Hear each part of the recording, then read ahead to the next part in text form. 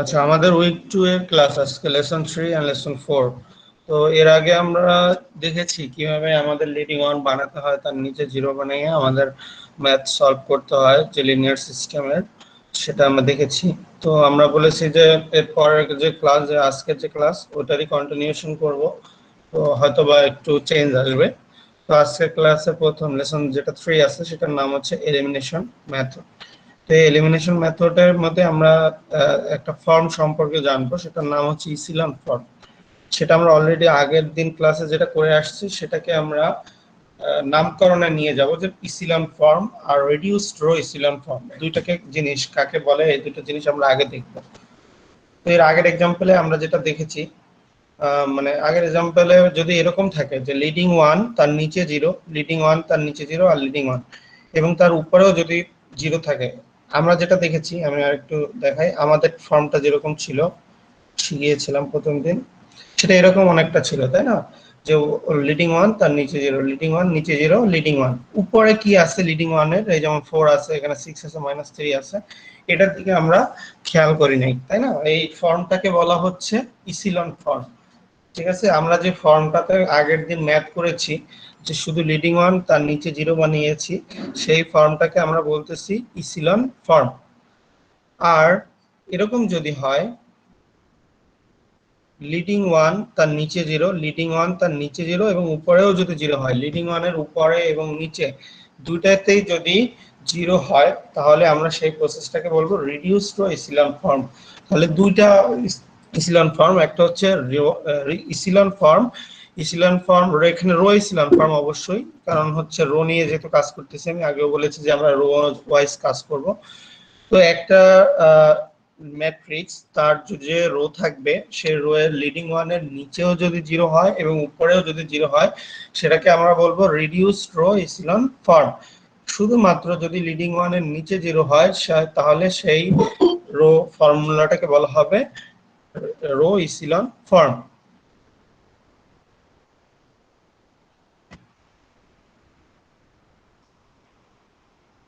তো এই ব্যাপারটা ক্লিয়ার কিনা, যে রিডিউসড রো ইসিলন ফর্ম এবং রো ইসিলন ফর্ম, রো ইসিলন ফর্মের শুধুমাত্র লিডিং ওয়ানের নিচে জিরো হবে, উপরে অন্য কোনো সংখ্যা থাকতে পারে, সমস্যা নাই।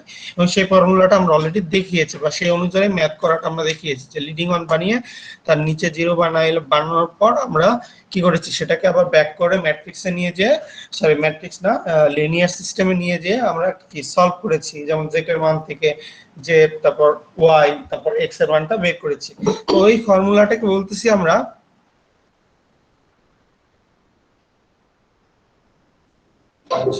সেই ফর্মুলাটাকে আমরা বলতেছি রো ইসিলন ফর্ম। দ্যাট মিন্স এই যে এটা লিডিং ওয়ানের নিচে যদি জিরো হয়, উপরে যা থাকুক সেটা আমাদের দেখার দরকার নেই, সেই ফর্মুলাটাকে বলতেছি আমরা রো ইসিলন ফর্ম।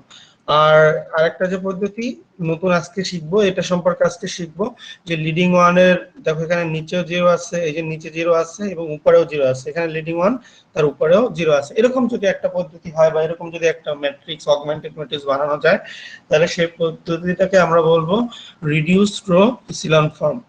তো রো ইসিলন ফর্ম এবং রিডিউসড রো ইসিলন ফর্ম এর সম্পর্কে কারো যদি কোনো জানার থাকে তাহলে কোশ্চেন করতে পারো।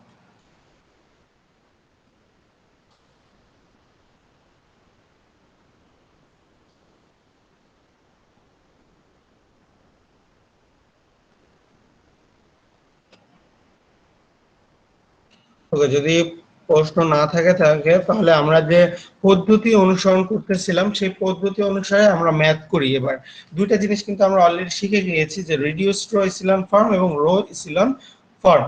ঠিক আছে, এই দুইটা পদ্ধতি অনুসরণ করেই আমরা আজকে ম্যাথ গুলো করব। যেহেতু আমরা রো ইসিলন ফর্মটা শিখেছি অলরেডি, কিভাবে করতে হয়, লিডিং ওয়ান বের করতে হয় কিভাবে, অগমেন্টেড ম্যাট্রিক্স কিভাবে বের করতে হয়, সব পদ্ধতি আমাদের শেখা আছে। এখন শুধু নতুন যে পদ্ধতিটা রিডিউসড রো ইসিলন ফর্ম, এটা আমরা একটু শিখবো আজকে।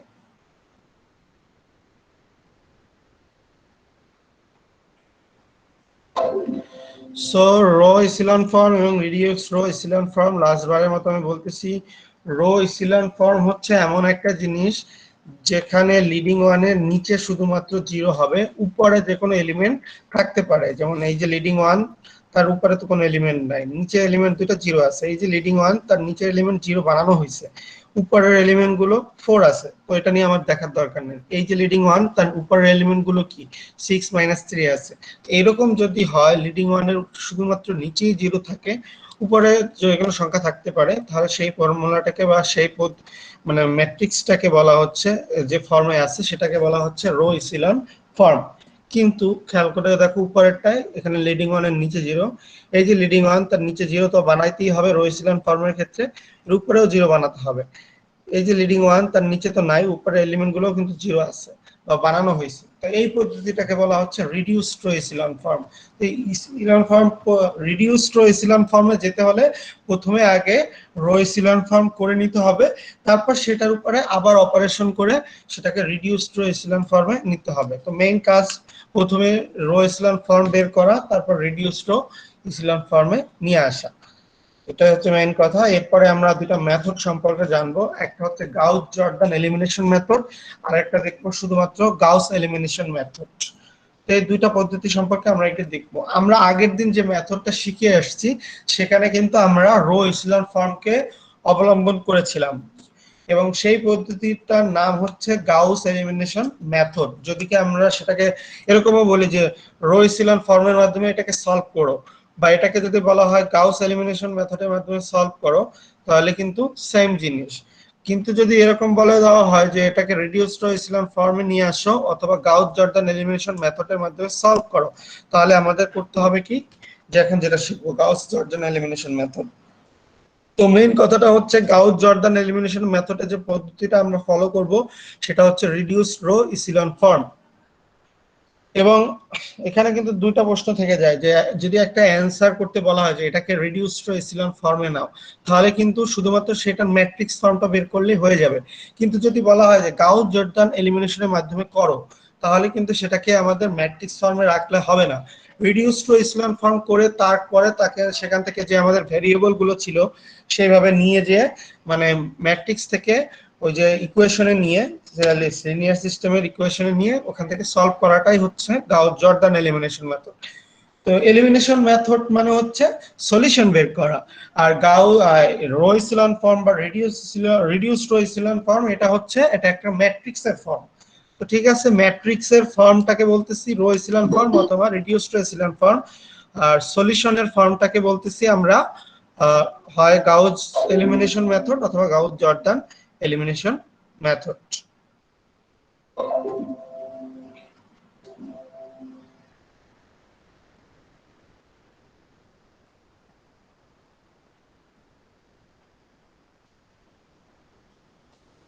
ওকে, আমরা গাউস জর্দান এলিমিনেশনের মেথডটা বুঝলাম, যে গাউস জর্দান এলিমিনেশন মেথডটা হচ্ছে রিডিউসড রো ইসিলন ফর্ম। এই যে we have just seen how easily to solve a system of linear equation once its augmented matrix is reduced to row echelon form। তো এখান থেকে reduced rho ইসিলন ফর্মে নিতে হবে। এই যে রিডিউসড রো ইসিলন ফর্ম, যদি একটা ম্যাট্রিক্সকে রিডিউসড রো ইসিলন ফর্মে নেওয়া যায় তাহলে সেটাকে আমরা গাউস জর্দান এলিমিনেশন মেথড বলবো। তোমাদের আজকের ক্লাসের উপর অ্যাসাইনমেন্ট যাবে, সো সেখানে কিন্তু এই চারটা লেসনের সম্পর্কে কিছু না কিছু আলোচনা থাকবে। তো আমরা জানলাম রিডিউসড টু এসিলন ফর্মের মাধ্যমে যেটা করা হয় সেটা হচ্ছে গাউস জর্দান এলিমিনেশন মেথড। তো আমরা দেখি একটা ম্যাট্রিক্সকে আমরা রিডিউসড টু এসিলন ফর্মে নিয়ে যাই। মনে করো একটা ম্যাট্রিক্স দেওয়া আছে, এটাকে আমরা রিডিউসড টু এসিলন ফর্মে নিব। প্রথমে এটা শিখি আমরা। তো ম্যাট্রিক্সটা হচ্ছে এই, প্রথমে 0 0 -2 0 7 12 এরকম একটা 3/1 2 3 4 5 6 একটা ম্যাট্রিক্স দেওয়া আছে, মানে 3টে রো আছে, 6টা কলাম আছে। তো এটাকে আমাদের বলা হয়েছে রিডিউসড টু এসিলন ফর্মে নিতে। তো রিডিউসড রো ইসিলন ফর্মে আমরা কিভাবে নিব? প্রথম দুইটা এলিমেন্ট দেখো, এখানে ফার্স্ট রো এ আমরা যেহেতু ফার্স্ট রো থেকে কনসিডার করব, ফার্স্ট রো এর প্রথম দুটো এলিমেন্ট আমার কি আছে, এখানে দেখো 0 আছে। তো যেহেতু 0 থাকলে আমাদের হবে না, 1 বানাইতে হবে, তাহলে রো ইন্টারচেঞ্জ করা যায়। ফার্স্ট রোকে সেকেন্ড রোতে নেওয়া যায়, সেকেন্ড রোকে ফার্স্ট রোতে নেওয়া যায়। কখন এই কাজটা করা হয়? যখন দেখা যায় যে ফার্স্ট রো এর প্রথম দুইটা বা তিনটা এলিমেন্ট যদি আমাদের 0 থাকে, তাহলে সেই সমস্যার সমাধান করার জন্য সেকেন্ড রোটাকে যদি ফার্স্টে নিয়ে আসি তাহলে কি হয়, তাহলে আমরা সেটা থেকে তাড়াতাড়ি আমরা সেখান থেকে লিডিং ওয়ান বের করতে পারি। যেহেতু এখানে ফার্স্ট রো এর দুইটা এলিমেন্ট আছে 0 0, তো সেখানে সেই অনুযায়ী আমাদের রোটাকে ইন্টারচেঞ্জ করা যাবে। এবং ম্যাট্রিক্স এবং ডিটারমিনেন্ট, ম্যাট্রিক্স এবং নির্ণায়ক এই দুটার মধ্যে একটু পার্থক্য আছে। ম্যাট্রিক্স করার সময় আমরা রোকে যদি ইন্টারচেঞ্জ করি, মানে একটা ফার্স্ট রোকে সেকেন্ড রো নিই, সেকেন্ড রোকে যদি ফার্স্ট রো নিই, তাহলে আমার কোনো সমস্যা নাই, এটা নেওয়া যাবে ইজিলি। রো ইন্টারচেঞ্জ করা ম্যাট্রিক্সের ক্ষেত্রে কোনো কঠিন কাজ না, রো ইন্টারচেঞ্জ ইজিলি করা যাবে। যেমন এইটা পুরোটা ফার্স্ট রো, এটা হচ্ছে পুরোটা সেকেন্ড রো। তো ইন্টারচেঞ্জ যদি অঙ্কের প্রয়োজনের স্বার্থে আমরা এটাকে ইন্টারচেঞ্জ করতে পারবো, এবং এক্ষেত্রে আমার কোনো যে সাইনের পরিবর্তন বা কোনো প্লাস মাইনাস এরকম কোনো পরিবর্তন আসবে না। তো যেহেতু আমাদের এখানে ফার্স্ট দুটো এলিমেন্ট জিরো আছে, আমরা রো ইন্টারচেঞ্জ করব।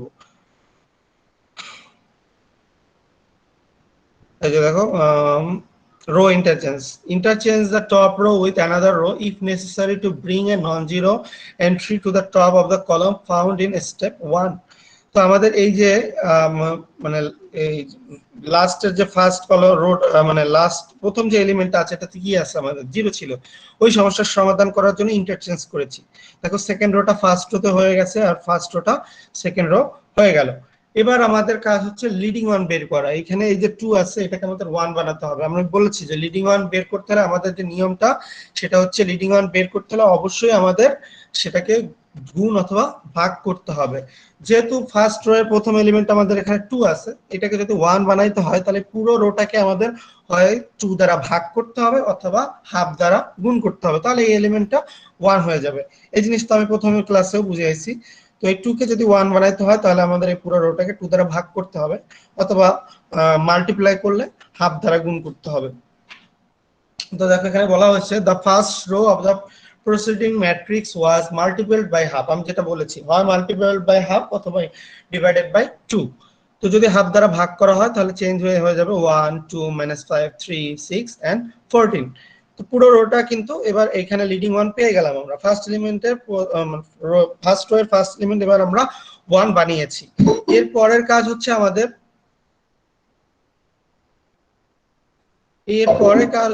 এই যে লিডিং ওয়ানের নিচে জিরো বানানো।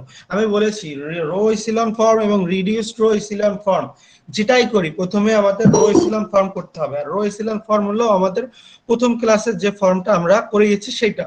তার মানে প্রথম ক্লাসে যতটুকু করিয়েছি যে লিডিং ওয়ান তার নিচে নিচে জিরো বানাতে হবে, সেই কাজ চলতে থাকবে এখনো। তো লিডিং ওয়ান পেলাম, তার নিচের এলিমেন্ট দেখো একটা অটোমেটিক জিরো আছে। পরবর্তীতে থার্ড পজিশনে যেটা আছে সেটা আছে 2, এইটাকে আমার জিরো বানাতে হবে এবং সেটা অবশ্যই কম্পেয়ার করতে হবে যেখানে লিডিং ওয়ান পেয়েছি তার সাথে। যোগ বিয়োগ করতে হলে অবশ্যই কি করতে হবে, দুইটা রো হতে হবে। যেহেতু লিডিং ওয়ান এখানে পেয়েছি তাই এই রো এর সাথে এই থার্ড রো এর যোগ বিয়োগ হবে। তো দেখো এখানে 2 আছে, এটাকে যদি জিরো বানাতে হয় অবশ্যই ফার্স্ট রোকে -2 দ্বারা প্রথমে গুণ করতে হবে, তারপরে এইটার সাথে বিয়োগ মানে যোগ করতে হবে। এটা আমরা দেখিয়েছি যে কিভাবে করতে হয় আগের ক্লাসে। আমি তোমাদের মানে ওইখানে আমরা হোয়াইট বোর্ডটা ওপেন করে আমি কিন্তু দেখিয়েছি যে আসলে কিভাবে কাজটা করা হয়। সেই অনুসারে এবার লিখবো, প্রথমে এই রোটা লিখে নিব, তারপর এটাকে -2 দ্বারা গুণ করে যোগ করব। তাহলে এখানে কি হয়ে যাবে, জিরো হয়ে যাবে। তখন এই রোটার মান চেঞ্জ এরকম হয়ে চলে যাবে। এই যে লেখা হয়েছে এখানে -2 times the first row preceding matrix was added to the third row। তার মানে থার্ড রো এর সাথে যোগ করা হয়েছে ফার্স্ট রোকে, প্রথমে -2 দ্বারা ফার্স্ট রোকে গুণ করে নেওয়া হয়েছে। তো সেটা যদি করি তাহলে থার্ড রোতে প্রথম এলিমেন্টটা জিরো হয়ে গেছে, 0 0 5 0 -17 -29 যেটা আসবে সেটাই আমরা লিখে নিব এখানে। তো ফার্স্ট লিডিং ওয়ান পেলাম, তার নিচে দুটো এলিমেন্ট জিরো বানালাম আগের দিনের মতোই। এরপরে সেকেন্ড রোতে চলে যাব আমরা। সেকেন্ড রো এর এলিমেন্টের ফার্স্ট এলিমেন্টটা বাদ, এখন যেহেতু ফার্স্ট এলিমেন্টটা আমরা অলরেডি কাজ করে ফেলেছি, লিডিং ওয়ানের নিচে জিরো বানায় ফেলেছি। তো এবার সেকেন্ড এলিমেন্ট যেটা আছে সেটাও কিন্তু আমাদের জিরো আছে। এবার দেখবো যে আমরা ইন্টারচেঞ্জ করলে আমার কোনো সুবিধা হয় কিনা। তো এখন সেকেন্ড রো আর থার্ড রো আছে, ফার্স্ট রো নিয়ে তো আমাদের আর কাজ নাই, যেহেতু ফার্স্ট রো অলরেডি কাজ করে ফেলছে তার লিডিং ওয়ান। তো সেকেন্ড আর থার্ড রো দেখো প্রথম দুইটা এলিমেন্ট কি আছে, জিরো আছে। এরকম যদি হয় তাহলে তো আর আমাদের লিডিং ওয়ান বের করতে হলে তাহলে আমাদের এই পজিশনে সেকেন্ড পজিশনে আমাদের লিডিং ওয়ান বের করা সম্ভব হচ্ছে না, তাহলে এই -2 নিয়ে কাজ করতে হবে। কিন্তু সামহাউ যদি এখানে জিরো থাকতো সেকেন্ড রো এর সেকেন্ড এলিমেন্ট, আর এখানে যদি দেখতো অন্য কিছু থাকতো, যদি মনে করে এখানে 5 থাকতো, তাহলে কিন্তু এটাকে রোটাকে ইন্টারচেঞ্জ আমরা করে নিতে পারতাম অঙ্কের স্বার্থে। কারণ আমাদের প্রথম এলিমেন্টটা জিরো থাকলে আমরা সবসময় ইন্টারচেঞ্জ করে নেওয়ার কথা চিন্তা করব। যেহেতু এই ম্যাথের ক্ষেত্রে যাচ্ছে না, অন্য ক্ষেত্রে এখানে দেখা যাচ্ছে 0 না থেকে অন্য কোনো সংখ্যা থাকতে পারতো, তাহলে তো ইন্টারচেঞ্জের কথা চিন্তাই করা লাগতো না, যেমন আগেরটা আমরা দেখেছি ইন্টারচেঞ্জের প্রয়োজন হয় না। তো এখানে আছে 0, এখানেও আছে 0, তাহলে এই দুটো এলিমেন্ট নিয়ে আমার কোনো কাজ নাই। সেকেন্ড রো এর এই পজিশন নিয়ে আমার কাজ নাই। তো এখানে -2 আছে, এই -2 কে আমাদের 1 বানাতে হবে। তো এই -2 কে যদি 1 বানাতে হয় তাহলে আমাদের কি করতে হবে, পুরো রোটাকে -2 দ্বারা ভাগ করতে হবে অথবা -12 দ্বারা গুণ করতে হবে, যেটাই করি।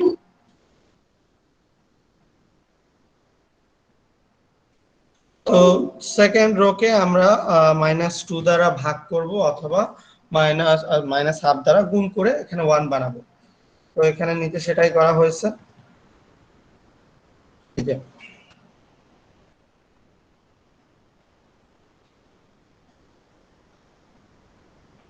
এই যে 1 হয়ে গেছে। The first row in the submatrix was multiplied by -12 to introduce a leading one.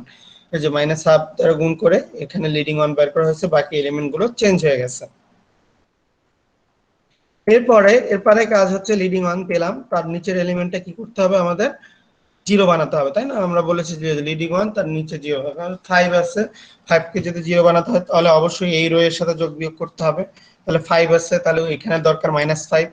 তো এখানে -5 দ্বারা সেকেন্ড রো কে গুণ করে যোগ করে দিতে হবে। -5 Times the first rho of the submatrix was added to the second rho of the submatrix introducing 0 below the leading one. ওই লিডিং ওয়ানের নিচে 0 বানানোর জন্য এই কাজটা করা হয়েছে। তো এখানে লিডিং ওয়ানের নিচে 0 চলে আসলো, এই 5টা 0 হয়ে গেল, পুরো রোটা চেঞ্জ হয়ে গেল। তো ফার্স্ট লিডিং ওয়ান পেলাম, তার নিচের এলিমেন্ট 0 পেলাম, সেকেন্ড লিডিং ওয়ান পেলাম, তার নিচে 0 পেলাম। আমাদের কিন্তু এখানে যে লিডিং ওয়ান পাই নাই, এটা সমস্যা নাই। এরকম হইতেই পারে যে লিডিং ওয়ান একটা পজিশনে পাচ্ছি না, কোনোভাবে পাওয়া সম্ভব হচ্ছে না, তারপর একটা আমরা দেখবো, রো এর পরের এলিমেন্টটা দেখবো। তো সেভাবে করে এখানে লিডিং ওয়ান পেয়েছি, তার নিচে 0 বানাইছি। তারপরে আমরা দেখো এবার সেকেন্ড লিডিং ওয়ানের কাজ আমার শেষ, থার্ড লিডিং রোতে চলে যাব। থার্ড রোতে দেখো প্রথম 4টা এলিমেন্ট আমার 0 চলে গেছে। তো এবার তার ইন্টারচেঞ্জের ওয়ে নাই, যে রোতে লিডিং ওয়ান পাইছি সেই রোটা আমার বাদ নিয়ে নিতে হবে, সেই রো নিয়ে আমার কোনো কাজ নাই। যেমন এখানে মার্কিং করে দেওয়া হয়েছে, দেখো এই দুইটা রো, এই দুইটার কাজ আমার নাই, এই দুইটাকে আমরা ইন্টারচেঞ্জ আর করতে পারবো না। তো এখন থার্ড রো এর এইখানে একটা এলিমেন্ট আছে হাফ, এই তো হাফটাকে তাহলে আমরা 1 বানাইতে পারি, যার জন্য ওদেরকে 2 দ্বারা গুণ করতে হবে। তো মাল্টিপল বাই 2, পুরো রোটাকে 2 দ্বারা গুণ করব। The first row in the new submatrix was multiple by 2 to the introduce leading one. তো যেহেতু এই দুইটাকে বাদ দিয়ে দেওয়া হয়েছে, তাহলে এইখানে যে আছে সেই হাফটাকে আমাদের এখানে 1 বানানো হয়েছে। তো 1 যেই হয়ে গেল, তাহলে ফার্স্ট লিডিং ওয়ান তার নিচে 0, সেকেন্ড লিডিং ওয়ান নিচে 0, থার্ড লিডিং ওয়ান পেয়ে গেছি। তো এই পর্যন্ত কিন্তু আমরা আগের ক্লাসে দেখেছি যে এরপরে কি করতাম, এখানে আমরা পুরোপুরি চলে যেতাম যে আমরা সেই লিনিয়ার সিস্টেমে নিয়ে যে এখান থেকে যেটাই থাকতো সেটা বসাই দিয়ে আমরা মান বের করতাম। কিন্তু আমরা এবার, সেটা ছিল রো এসিলন ফর্ম, কিন্তু রিডিউসড রো এসিলন ফর্মে বলেছি কি লিডিং ওয়ানের নিচে 0 যেমন উপরেও তেমন 0 বানাতে হবে। তো লিডিং ওয়ানের নিচে 0 কিভাবে বানাতে হবে সেটা আমরা এতক্ষণ আলোচনা করলাম, যে আগের ক্লাসও আমরা আলোচনা করেছি লিডিং ওয়ানের নিচে কিভাবে 0 বানাতে হয়। তো এই পর্যন্ত যে আমরা করে আসলাম যে লিডিং ওয়ানের নিচে 0 বানানোর কাজ পর্যন্ত, থার্ড রো পর্যন্ত, এখানে কিন্তু আমাদের আগের ক্লাসের কন্টিনিউশন ছিল, জাস্ট নতুন ভাবে দেখা গেছে যে ইন্টারচেঞ্জ করতে হয়েছে, বা দুইটা এলিমেন্ট পরস্পর 0 হয়ে গেছে তারপর ইন্টারচেঞ্জ করা যায় নাই, এই জিনিসগুলো ছিল জাস্ট এখান থেকে হয়তোবা একটু আপডেটেড হয়েছে আর কি। কিন্তু আগের ক্লাসে যেভাবে পড়ায় আসছিলাম এ পর্যন্ত সেটাই রয়েছে। এরপরে লিডিং ওয়ানের উপরে 0 বানাইতে হবে। লিডিং ওয়ানের উপরে কিভাবে 0 বানাইতে হবে সেটা সেটার জন্য আমাদের একটা নিয়ম ফলো রাখতে হবে। যেমন লিডিং ওয়ানের নিচে যখন 0 বানাইতাম তখন কি আমরা ফার্স্ট লেফট যে কলমটা থাকতো সেটা নিয়ে কাজ করতাম। এবার আমরা লেফট, দেখো এইটা ছিল প্রথম এলিমেন্ট, এইটা ছিল, এটাকে 1 বানাইয়া 0 বানাইছেন নিচে। কিন্তু যখন লিডিং ওয়ানের উপরে 0 বানাবো, তো প্রথমে লিডিং ওয়ানের উপরে কিন্তু 0 বানানো যাবে না, লিডিং ওয়ানের নিচে প্রথমে 0 বানাই নিয়ে আসতে হবে ফর্মে, রো এসিলন ফর্মে, তারপরে লিডিং ওয়ানের উপরে 0 বানাইতে হবে। এবং সেক্ষেত্রে লাস্ট যে লিডিং ওয়ানটা পাইছি তার উপরের এলিমেন্ট গুলোকে আগে 0 বানাইতে হবে, তারপরে তার আগে যে এলিমেন্টটাতে লিডিং ওয়ান পাইছি তার উপরে 0 বানাইতে হবে, এবং সর্বশেষে সবার লাস্টে যে লিডিং ওয়ান আছে সেখানে কনসিডার করব, সেখানে হয়তো বা লিডিং ওয়ানের উপরে কিছু থাকবে না। তাই না? তো আগের বার ছিল কি এইখান থেকে লিডিং ওয়ান বের করে করে করে করে এরকম চলে গেছি, কিন্তু এবার লিডিং ওয়ানের উপরে জিরো বানানোর ক্ষেত্রে এই পিছন দিকে যাব, উল্টা দিক দিয়ে শুরু করব। লিডিং ওয়ান এর নিচে জিরো বানানোর সময় কি আমরা আস্তে আস্তে এরকম নিচের দিকে গেছি, আর লিডিং ওয়ানের উপরে যাওয়ার সময় লাস্ট থেকে শুরু করে আস্তে আস্তে আমরা উপরের লিডিং ওয়ানের দিকে যেতে থাকবো। তো এবার লাস্ট লিডিং ওয়ান আমরা পেয়েছি এইখানে, এই যে লিডিং ওয়ান, তার উপরে দুটো এলিমেন্ট আছে, এই দুটোকে জিরো বানাতে হবে। তো এই দুটো এলিমেন্টকে জিরো বানাতে হলে অবশ্যই, যেহেতু জিরো বানাইতে হলে যোগ বিয়োগ করতে হবে, এবং সেক্ষেত্রে দুইটা রো এর দরকার আছে, এবং কম্পেয়ার করব যেখানে লিডিং ওয়ান পাইছি। তো এই লিডিং ওয়ান যেহেতু এই এই পজিশনে পেয়েছি, তাহলে প্রথমে -7/2 কে জিরো বানাইতে হলে এই থার্ড যে রোটা আছে, সরি লাস্ট যে রোটা আছে সেটাকে আমরা 7/2 দ্বারা গুণ করে এটার সাথে যোগ করে দিব। তারপর এখানে 6 আছে, যখন এই 6টাকে জিরো বানাইতে হবে তখন এইটাকে -6 দ্বারা গুণ করে যোগ করে দিতে হবে। এটা তো নতুন কিছু না, এই জিনিসটাই আমরা করব যে যোগ বিয়োগ জাস্ট। প্রথমে আমরা -7/2 কে জিরো বানানোর জন্য এই রোটাকে, এই 1 কে আমরা 7/2 দ্বারা গুণ করে দেব, মানে পুরো রোটাকে, তাহলে জিরো হয়ে যাবে এই পজিশনে। আবার এখানে 6 আছে, এটাকে জিরো বানাতে হলে থার্ড রোটাকে -6 দ্বারা গুণ করে যোগ করতে হবে, তাহলে এই 6 ও জিরো হয়ে যাবে। অন্যান্য যে পরিবর্তন আসবে সেটা আসবে, সমস্যা নেই। দেখো এখানেই করা হয়েছে যে -7/2 Times to the third row preceding matrix added to the second row। তো সেই কাজটা এখানে করা হয়েছে। তো সেখান থেকে খেয়াল করে দেখো এই যে জিরো হয়ে চলে আসছে।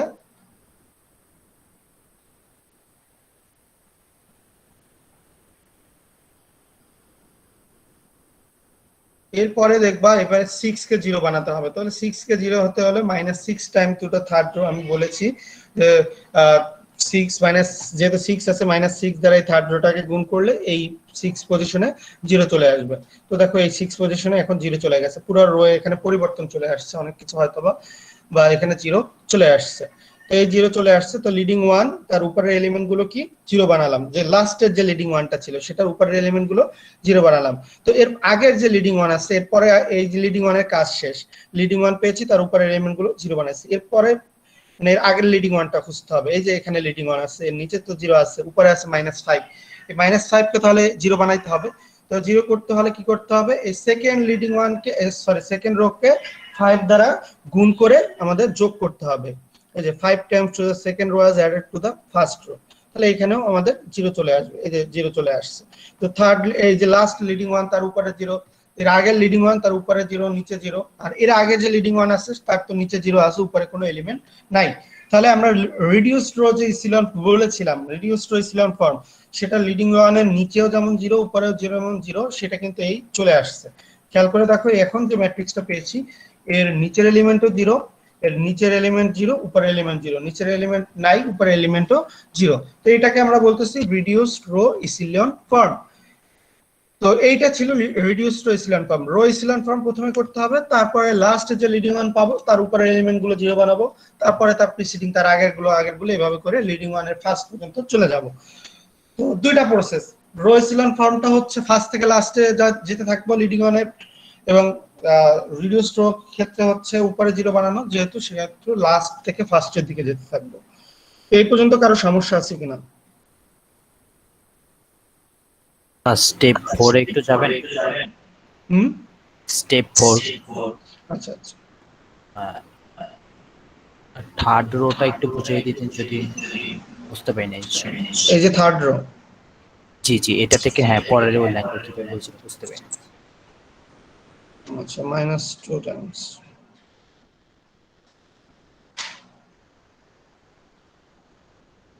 ও আচ্ছা, এখানে তো আমাদের লিডিং ওয়ান পেয়েছি এই, তাই না?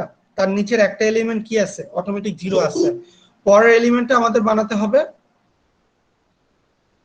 জানি যে আমাদের পরের এলিমেন্ট এই যে 2টা আছে, এটাকে আমাদের কি করতে হবে, জিরো বানাতে হবে। এটাই তো আমাদের নিয়ম, যে লিডিং ওয়ান থাকবে, তার নিচের এলিমেন্ট গুলো জিরো বানাতে হবে। তো এই 2 কে জিরো বানাইতে হলে কি করতে হবে, এই ফার্স্ট যে রোটা আছে এটাকে -2 দ্বারা গুণ করে তারপর যোগ করতে হবে। এই যে -2 Times to the first rho preceding matrix was added to the third rho. তো এইখান থেকে কি করা হয়েছে, এই রোটাকে আমাদের -2 দ্বারা গুণ করছে, তাহলে এলিমেন্ট গুলো হতো কি -2, -4, তাহলে +20, তার সরি 2 দ্বারা গুণ করতেছি যেহেতু, 2 সরি -2, -4, +10, -6, -12, -28। এরপরে এই যে রোটা আছে এর সাথে যদি যোগ করে দাও তাহলে কি হয়ে যাবে, প্রথমটা জিরো হয়ে যাবে। তারপরে এখানে আছে -4, এখানে আছে 4, যোগ করলে জিরো চলে আসছে। তাহলে এখানে হয়ে গেল আমাদের 10, আর এখানে আছে -5, যোগ বিয়োগ করলে তাহলে +5 পাবো, তাহলে এই +5। তো এখানে চলে আসছে যেহেতু -6, আর এখানে আছে +6, করলে আমরা জিরো পাবো। এখানে আছে আমাদের -12, এখানে আছে -5, তাহলে -17। এখানে আছে -28, আর এখানে আছে -1, তার মানে -29। জি স্যার, ধন্যবাদ, বুঝতে পেরেছি। তো এভাবে করেই আমরা লিডিং ওয়ানের উপরে নিচে জিরো বানায়া আমরা রিডিউস টু এসিলন ফর্মে নিয়ে আসলাম।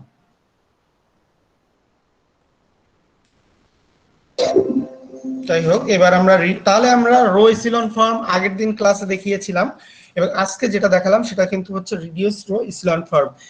তো রিডিউস রো এসিলন ফর্ম এবং রো এসিলন ফর্ম এটা একটা ম্যাট্রিক্সের ফর্ম, কিন্তু আমরা প্রথম ক্লাসে যেটা বলেছিলাম যে আমাদের মেইন উদ্দেশ্য হচ্ছে লিনিয়ার সিস্টেমকে সলভ করা, তো সেটা কিন্তু এখানে হচ্ছে না। এটা আমরা একটা ম্যাট্রিক্সের মাধ্যমে, আমাদের এখানে দেওয়া ছিল একটা ম্যাট্রিক্স, সেটাকে আমরা রিডিউস রো এসিলন ফর্মে নিয়ে গেছি। এর পরের কাজ, এর পরে যদি আমাদের কোনো ইকুয়েশন তো দেওয়া নাই এখানে, তার মানে এটাকে শুধুমাত্র ম্যাট্রিক্সের মধ্যেই করা গেল। কিন্তু আমরা যখন Gauss elimination method, Gauss Jordan elimination method করব, এই যে example of Gauss Jordan elimination method, ওই ফর্মটাকে আমরা এই যে ইকুয়েশন আছে এই ইকুয়েশনের মাধ্যমে সলভ করা, যেটা সেটাই হচ্ছে Gauss Jordan elimination method. Reduced row echelon ফর্মকে ব্যবহার করে যে মেথডে সলভ করা হবে একটা লিনিয়ার সিস্টেমকে, সেটাকে বলবো আমরা গাউস জর্ডান এলিমিনেশন মেথড। আমি আবার বলতেছি, রিডিউসড রো এসিলন ফর্মকে ব্যবহার করে যে মানে লিনিয়ার সিস্টেমকে সলভ করা হবে সেটাকে বলা হয় গাউস জর্ডান এলিমিনেশন মেথড। আর রো এসিলন ফর্মকে ব্যবহার করে যে লিনিয়ার সিস্টেম সলভ করে যে সলিউশন পাওয়া যাবে সেটাকে বলা হবে গাউস এলিমিনেশন মেথড, যেটা আমরা প্রথম দিনের ক্লাসে করেছি। সেটার নামকরণ কিন্তু আমরা ওই ক্লাসে বলিনি, যেহেতু আমরা রিডিউসড রো এসিলন ফর্মও জানতাম না আর রো এসিলন ফর্মও আমরা শিখিনি। যেহেতু আমরা এখন শিখে গেছি, তার মানে এখন আমরা আগের ক্লাসে যেটা শিখে আসছি সেটা আমরা বলবো যে আমরা রো এসিলন ফর্ম প্রথমে করেছি, তারপর সেটাকে আমরা যেহেতু সলভ করেছি ইকুয়েশনের মাধ্যমে, সেই পদ্ধতিটাকে বলতেছি গাউস এলিমিনেশন মেথড। আজকে আমরা রিডিউসড রো এসিলন ফর্ম অলরেডি শিখেছি। এই ফর্মটাকে ব্যবহার করে যখন এই যে একটা সিস্টেম আছে লিনিয়ার সিস্টেম, এইখান থেকে যখন এই যেমন x1 x2 এরকম আছে এগুলোর মান বের করব, তখন সেই পদ্ধতিটাকে আমরা বলবো গাউস জর্ডান এলিমিনেশন মেথড। এবার তোমাদের অ্যাসাইনমেন্টে যদি আমি উল্লেখ করে দিই যে এটাকে গাউস এলিমিনেশন মেথডের মাধ্যমে সলভ করো, তাহলে কিন্তু তোমরা তাহলে শুধুমাত্র রো এসিলন ফর্ম করেই যে আগে যেমন করাইছি সেভাবে করে সলভ করতে হবে। আবার যদি এরকম বলে দিই যে গাউস জর্ডান এলিমিনেশনের মাধ্যমে করো, তাহলে কিন্তু অবশ্যই রিডিউসড রো এসিলন ফর্মকে অ্যাপ্লাই করে করতে হবে। যদি আমি কোনোটাই না বলে দিই তাহলে তুমি যে কোনোটাই করতে পারবে, বাট যদি উল্লেখ করে দেওয়া থাকে তাহলে কিন্তু সেই উল্লেখিত নিয়ম অনুসারেই করতে হবে। অ্যাসাইনমেন্টে দেখা যায় যদি আমি বলেছি গাউস জর্ডানে করতে, কিন্তু কেউ গাউস এলিমিনেশন মেথডের মাধ্যমে সলভ করে রাখিছে, তাহলে কিন্তু তার মার্কিং অবশ্যই কম হবে, কারণ সে আমার মানে যেহেতু আমরা দুইটাই জানি এবং দুইটা সম্পর্কে যেহেতু ম্যাথ করেছি, যেটা বলা হয়েছে সেটা সম্পর্কে করতে হবে। অ্যাসাইনমেন্টের ক্ষেত্রে এটা খেয়াল রাখতে হবে, যেহেতু তোমাদের এখানে ডাইরেক্ট ইভ্যালুয়েশন করা হচ্ছে, কোনো আর রিটেন পরীক্ষা নেওয়া হচ্ছে না, তাই অ্যাসাইনমেন্ট গুলো যেহেতু ডাইরেক্ট মার্ক হিসেবে কাউন্ট করা হয়, তো সেখানে সামান্য ভুলও আমি অবশ্যই মার্কিং সিস্টেমে ধরবো, তাই না? সেটাই তো নিয়ম। ওকে, যাই হোক, আমরা এবার শুধু ম্যাট্রিক্সটা দেখেছিলাম রিডিউসড রো এসিলন ফর্মের। এবার একটা এক্সাম্পল দেখি, ফুল এক্সাম্পল, যেখানে আমাদের লিনিয়ার সিস্টেম দেওয়া আছে সেটাকে আমরা কিভাবে সলভ করতে পারবো। দেখো আমাদের এখানে একটা বড় একটা সিস্টেম দেওয়া আছে, x6 পর্যন্ত আছে, তার মানে ভেরিয়েবল আছে 6টা ভেরিয়েবল আছে, আর এখানে ইকুয়েশন আছে 4টা। তো এরকম বড় বড় ইকুয়েশন, এটা তো আমরা আগের যে মানে পদ্ধতিগুলো ছিল, যে অপনয়ন পদ্ধতি বা প্রতিস্থাপন পদ্ধতি, তার মাধ্যমে কিন্তু এগুলো সলভ করা সম্ভব না, কারণ অনেক বড়, বা এর চাইতেও বড় যদি থাকে সেগুলোও কিন্তু আমাদের ক্যালকুলেশন করে ওভাবে সম্ভব না। এই সমস্যার সমাধান করার জন্যই তো আমরা এই মেথডের কথা উল্লেখ করেছিলাম।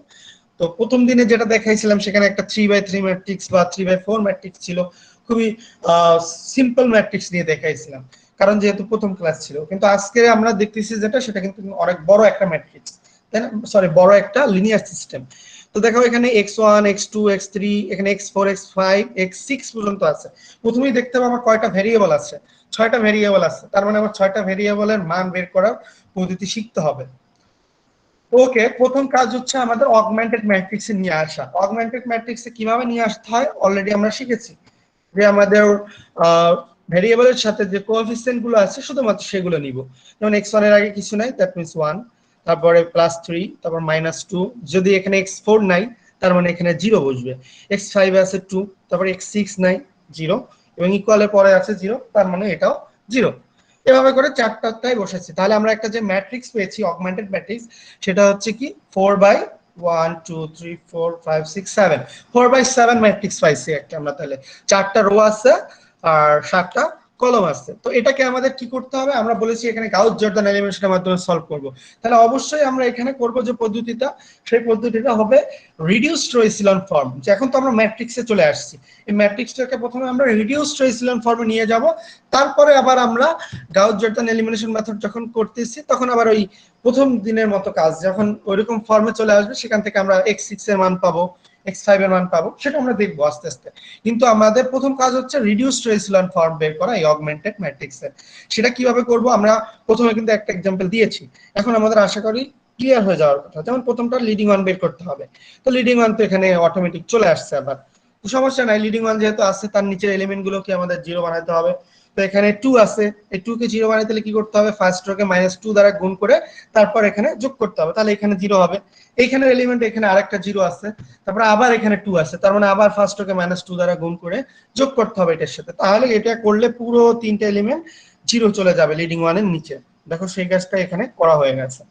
এই যে দেখো এবার কিন্তু ডাইরেক্ট একটা কাজেই আমরা কিন্তু মানে এখানে করে দিছে।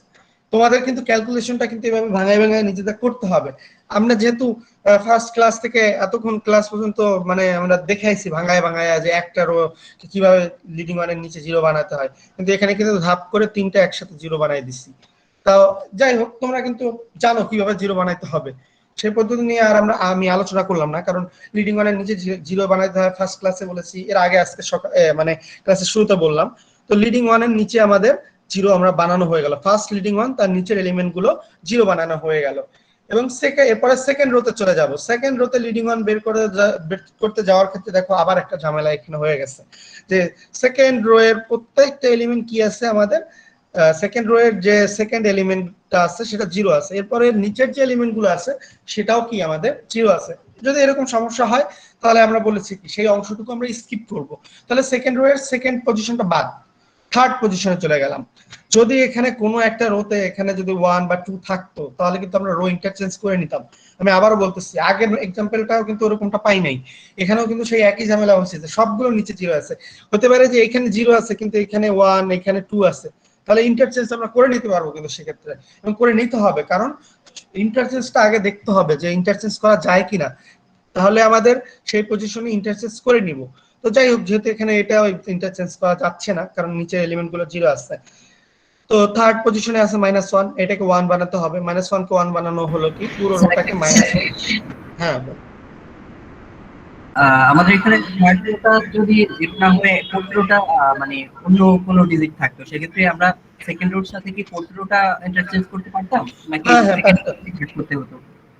হ্যাঁ ইন্টারচেঞ্জ করা যাবে, সমস্যা হবে না, করা যাবে। তো জি স্যার, থ্যাংক ইউ। আমি একটা জিনিস বলি যে এখন ইন্টারচেঞ্জ কথাটা বলতেছি, কিছুক্ষণ পরেই আমি যখন ম্যাট্রিক্স নিয়ে আবার বিস্তারিত আলোচনা করব তখন আমরা নির্ণায়ক শিখবো বা ডিটারমিনেন্ট, সেখানে একটু ঝামেলা আছে রো ইন্টারচেঞ্জ করার ক্ষেত্রে, সেটা তখন আলোচনা করব। বাট ম্যাট্রিক্সের ক্ষেত্রে রো ইন্টারচেঞ্জ করতে হলে কোনো মানে অবস্থার পরিবর্তন হয় না, করা যায়, ইজিলি করা যায় সেক্ষেত্রে। ওকে যাই হোক, এখানে -1 আছে, সেটাকে আমরা যদি 1 বানাতে চাই তাহলে আমাদের কি করতে হবে, পুরো রোটাকে -1 দ্বারা গুণ করতে হবে, তাহলে এখানে 1 হয়ে যাবে। তো এই যে এখানে 1 হইছে, এখানে 2 হইছে, এখানে যাই হোক মাইনাস গুলো উঠে গেছে। তো এরপরে উঠে যাওয়ার পর কি এখানে দেখো ডাইরেক্ট এখানে দুটো আরো 0 বানাই দিছে। কিভাবে, এখানে 5 ছিল আর এখানে 4 ছিল, এই দুটো তো আমার 0 বানাইতে হবে। তো এই 5 4 এই দুটাকে যদি 0 বানাইতে হয় তাহলে আমাদের কি করতে হবে, প্রথমে 5 আছে, যে এখানে কিন্তু প্রথমে যখন এখানে আমরা 1 বানাইছি তারপরে এখানে এই রো দুটো আমরা একবার লিখবো, এখানে পুরোই স্কিপ করে গেছে 5 4, এখানে থার্ড রোটা থার্ড রোই থাকবে, ফোর্থ রোটা ফোর্থ রোই থাকবে। তারপরের লাইনে যে এই 5 কে 0 বানাইতে হবে, পরের লাইনে যে 4 কে 0 বানাইতে হবে। আমি বলতেছি এখানে কিন্তু ডাইরেক্ট করা হয়েছে, অনেক লাইন স্কিপ করা হয়েছে। আমি তোমাদেরকে এই লেসনের উপরে একটা ভিডিও আমার মানে এই ম্যাথগুলো করার উপর করে আছে, হাতে কলমে করা আছে, সেটা দিয়ে দেবো আজকের লেকচারের সাথে সাথে, তোমাদের সেই ভিডিওটাও দিয়ে দেবো।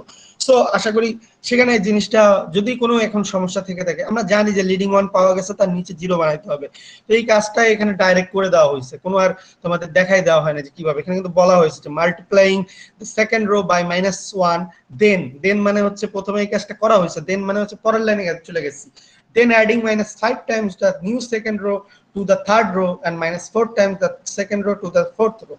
তো এইভাবে অনেক ইংলিশ কথা লেখা হয়েছে, তো অত কিছু আমার দরকার নাই, আমি জাস্ট যে কাজটা করেছি সেটা আমি যদি পাশে এখানে করে দিই তাহলে জিনিসটা বেশি ক্লিয়ার হবে। কিভাবে করতে হবে সেটা আমি তোমাদের ভিডিওতে দিয়ে দেবো, যে আমার হাতে কলমে যেভাবে তোমরা করবা, অ্যাসাইনমেন্টে যেভাবে করবা সেই পদ্ধতিটা আমি আজকের যে ভিডিওর পরে আরেকটা ভিডিও তোমাদের দিব, সেখানে করে দেওয়া আছে, এবং সেই ভিডিও অনুসারেই অ্যাসাইনমেন্ট কমপ্লিট করতে হবে। ঠিক আছে, আমি তো এখানে জাস্ট খাতা কলমে দেখাতে পারতেছি না। এবং ম্যাথ যখন তোমরা মানে ইতে করবা, কি বলে, এখানে সফট কপিতে করা হয় তখন অনেক লাইন স্কিপ করা হয়, কিন্তু বাস্তবে যখন করা হয় তখন কিন্তু অনেক লাইন ইনক্লুড হয়ে যায় বা বৃদ্ধি পেয়ে যায়। এটাই তো ম্যাথের নিয়ম, যে ক্যালকুলেশন কেউ শর্টকাটে করে বা ক্যালকুলেশন কেউ ডিটেলসে করে। তো আমরা যেহেতু নিউ শিখতেছি, ডিটেলসই অবশ্যই যাব, এবং ডিটেলস ক্যালকুলেশনটা কিভাবে করতে হয় সে ভিডিও আমি দিয়ে দিব। তো যাই হোক, leading one second leading one পেয়েছি, তার নিচের এলিমেন্ট গুলো জিরো বানাইছি। এবারে থার্ড রো দেখো, পুরো থার্ড রোটা কি চলে আসছে, জিরো চলে আসছে। যদি এরকম চলে আসে যখন কাজ করার মধ্যে কোনো একটা রো, পুরো সম্পূর্ণ রো যখন জিরো চলে আসে, সেই রোটাকে সবার শেষে রোতে নিয়ে আসতে হয়, বা ইন্টারচেঞ্জ করে সেটাকে সবার লাস্টে নিয়ে আসতে হয়। দেখো এখানে থার্ড রোটা কি চলে আসছে, জিরো চলে আসছে পুরো রোটা, তাহলে এটাকে ইন্টারচেঞ্জ করে নেবো, interchanging the third and fourth rho.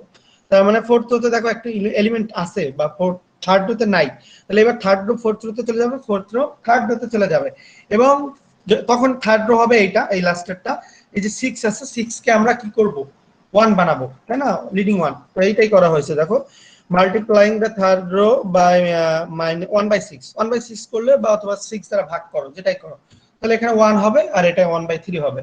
এই ফোর্থ রো যেটা জিরো আছে সেটা নিচে চলে আসছে। তো এখানে লিডিং ওয়ানের দেখো নিচে তো একটা জিরো ছিল, মানে জিরো আছে কিন্তু আমাদের অটোমেটিক জিরো চলে আসছে। কোনো কোনো ক্ষেত্রে দেখা যাচ্ছে যে ইন্টারচেঞ্জ করার প্রয়োজনই পড়ে নাই, থার্ড রোতে এলিমেন্ট থাকতো, তাহলে থার্ড রোতে এলিমেন্ট থাকলে এই লিডিং ওয়ানের পরে হয়তো বা কোনো একটা পজিশনে যে পজিশনে আমরা 1 বানাতে পারবো লিডিং ওয়ান, সেখানে করব। তারপর ফোর্থ রোতে যে আবারও লিডিং ওয়ান পেতে পারি। তো লিডিং ওয়ান যে এখানে মাত্র 3টা পাইছে, কিন্তু আমাদের ভেরিয়েবল ছিল কয়টা, প্রথমেই আমি বলেছি ভেরিয়েবল আমাদের সংখ্যা ছিল কয়টা, 6টা, x6 পর্যন্ত ছিল, তার মানে 6টা ভেরিয়েবল ছিল, কিন্তু আমরা লিডিং ওয়ান পাইছি কয়টায়, মাত্র 3টা লিডিং ওয়ান বের করা সম্ভব হয়েছে। তার মানে 3টা লিডিং ওয়ান বের করা সম্ভব হয়েছে, মানে 3টা ভেরিয়েবলের এক্সাক্ট মান আমরা বের করতে পেরেছি। বাকি যে 3টা রয়ে গেছে সেই 3টা মানে সেই 3টা ভেরিয়েবলের এক্সাক্ট মান এই সমীকরণের মাধ্যমে বা এই লিনিয়ার সিস্টেমের জন্য বের করা সম্ভব না। আমরা যে বলেছিলাম যে ইনফিনিটি মেনি সলিউশন আর নো সলিউশন, একটা অ্যাটলিস্ট ওয়ান সলিউশন থাকলে আমরা বলি কনসিস্টেন্ট। এখানে দেখো 3টা সলিউশন পেয়েছি আমরা, অটোমেটিক পেয়ে গেলাম, তার মানে x1 পজিশনে আমরা লিডিং ওয়ান পেয়েছি, এখানে x3 পজিশনে লিডিং ওয়ান পেয়েছি, আর এই পজিশনটা হলো x6, 3টা পজিশনে আমরা লিডিং ওয়ান পেয়েছি। আর বাকি যে পজিশনগুলোতে আছে সেগুলো কিন্তু আমরা লিডিং ওয়ান পাইনি। তো যখন এরকম কোনো একটা পজিশনে লিডিং ওয়ান পাওয়া যাবে না, তাহলে সেই যে ম্যাথটা থাকবে, সেই ম্যাথের যে অ্যান্সার আসবে সেখানে অসংখ্য অ্যান্সার আসবে বা ইনফিনিটি মেনি সলিউশন আসবে। এই কথাটা মনে রাখতে হবে। যদি একটা সিস্টেমে 4টা ভেরিয়েবল থাকে কিন্তু সেখানে আমরা 3টা লিডিং ওয়ান পেয়েছি, তার মানে একটা ভেরিয়েবলের আমাদের লিডিং ওয়ান বের করা সম্ভব হয় নাই, তাহলে আমাদের বুঝে নিতে হবে সেই ম্যাথটা বা সেই লিনিয়ার সিস্টেমে ইনফিনিটি মেনি সলিউশন আছে। কোনো একটা সিস্টেমে যদি এরকম হয় যে যার জন্য লিডিং ওয়ান বের করা সম্ভব হয় না, তাহলে সেই সিস্টেমটাকে আমরা বলবো যে সেখানে ইনফিনিটি মেনি সলিউশন রয়েছে। তো এখানে তো আমার রয়ে গেছে 3টা আমরা লিডিং ওয়ান পাই নাই, তার মানে 3টার এক্সাক্ট ভ্যালু বের করতে পারতেছি না। তো তার মানে আমাদের ইনফিনিটি মেনি সলিউশন আমরা এই সিস্টেমের জন্য পাবো। স্বাভাবিক কোনো নিয়মের মাধ্যমে সেটাকে সলিউশন করাও সম্ভব ছিল না, এই পদ্ধতির মাধ্যমে আমরা ইনফিনিটি মেনি সলিউশনের কে আমরা একটা ধরে নিব সংখ্যা, সেখান থেকে আমরা করে নিব, সেটা আমরা দেখবো সামনে, জাস্ট আমি একটু আলোচনা করলাম। তো লিডিং ওয়ান পেলাম, তার নিচে জিরো পাইলাম, এরপরে তো আর লিডিং ওয়ান বের করা সম্ভব হচ্ছে না, তাই না। ফার্স্ট লিডিং ওয়ান নিচে জিরো, সেকেন্ড লিডিং ওয়ান নিচে জিরো, থার্ড লিডিং ওয়ান নিচে জিরো, এরপরে কাজ কি? এরপরে কাজ আমি বলেছি রিডিউস রো এসিলন ফর্ম যেহেতু করতেছি, লিডিং ওয়ানের উপরে জিরো, তার মানে এখানে লিডিং ওয়ানের উপরে জিরো বানানোর জন্য লাস্টের যে এলিমেন্টটা আছে সেটা নিয়ে যে কাজ করতে হবে আগে, সেইটার উপরের এলিমেন্টগুলোকে আগে জিরো বানাতে হবে। তো এইখানে লাস্ট লিডিং ওয়ান আছে এই যে, এর উপরে এলিমেন্ট আছে 3 আর 0, তো 3 কে 0 বানাইতে হবে, 0 তো 0ই আছে, 3 কে 0 বানাইতে হলে এটাকে -3 দ্বারা গুণ করে যোগ করতে হবে। তো সেটা করলে এই যে চলে আসছে, চেঞ্জ হয়ে গেছে। এরপরে যে এলিমেন্টটা আছে দেখো এখানে আছে, এর আগের লিডিং ওয়ান আছে 1, এর উপরে আছে মাইনাস কত আছে,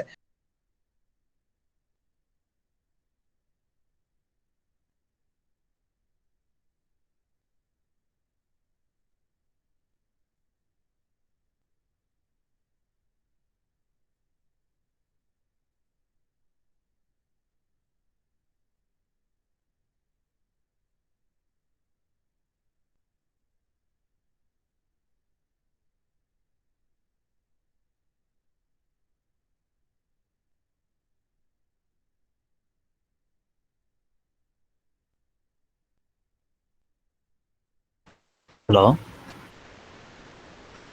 স্যার নেট চলে গেল নাকি? মনে তো হচ্ছে। সেটাই মনে হচ্ছে।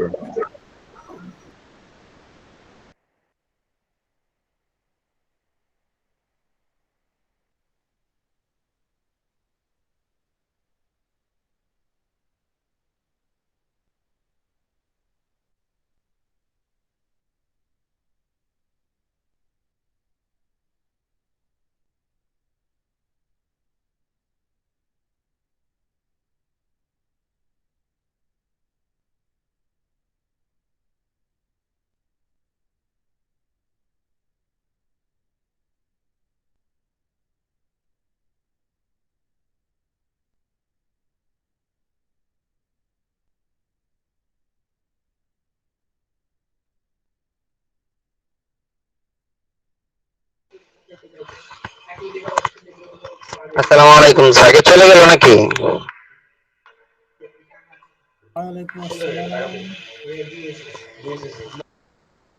হয়তোবা নেটওয়ার্ক প্রবলেম হয়েছে। সবাই দেখি আবার রোল নাম্বারও দিচ্ছে।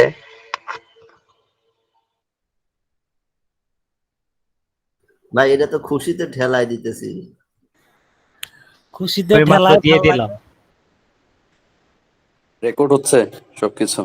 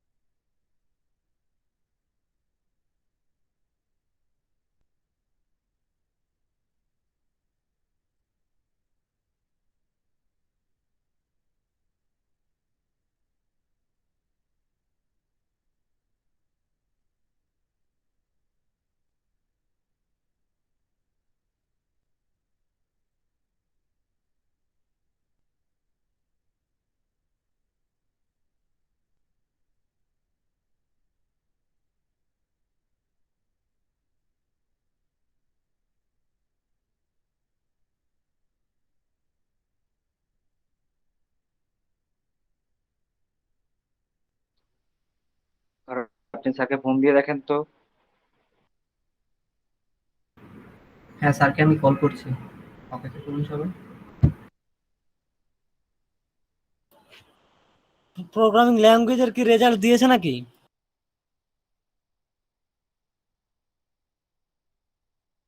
শাকিল ভাই,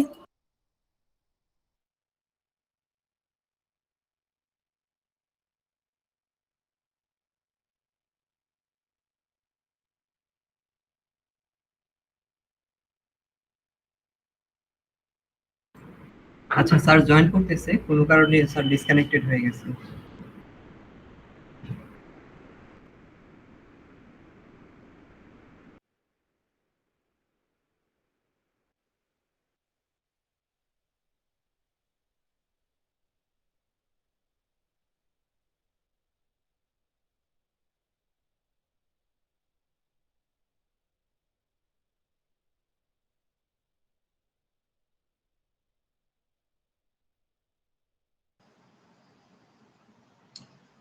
হ্যাঁ, আমার কথা শোনা যাচ্ছে? কখন আমি গেছি, আমি তো ক্লাস নিতেছিলাম, আমি তোমাদের মানে কখন কানেক্ট হয়ে গেছে আমি খেয়ালও করিনি।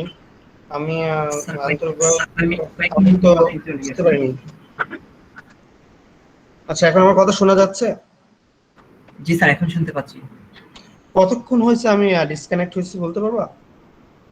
স্যার 2 থেকে 3 মিনিট হবে ও মেবি। আচ্ছা, তাহলে বেশিক্ষণ হয় নাই, জাস্ট আমি তো ভাবলাম মনে হয় পুরো ক্লাসটাই গেছে, প্রেজেন্ট হচ্ছে। ওকে, যাই হোক, আমি কোন পর্যন্ত ছিলাম তাহলে? এখন আবার আমার ই করতে হবে।